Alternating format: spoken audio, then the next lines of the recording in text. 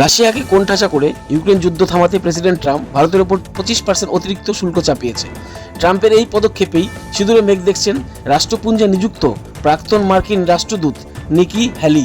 তার মতে ভারতকে দূরে ঠেলার কড়া মূল্য চোকাতে হবে আমেরিকাকে। অর্থনৈতিক সংকট নেমে আসতে পারে আমেরিকায়।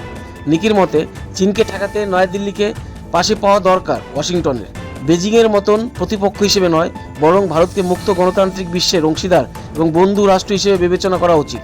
তার মতে চীনের মুখোমুখি হতে হলে মার্কিন যুক্তরাষ্ট্রকে অবশ্যই ভারতের মতন বন্ধুকে কাছে রাখতে হবে। তার যুক্তি, ভারতের সাথে দীর্ঘ 25 বছরের সুসম্পর্ক এইভাবে ট্যারিফের জন্য নষ্ট দেওয়া মোটেও ঠিক হবে না।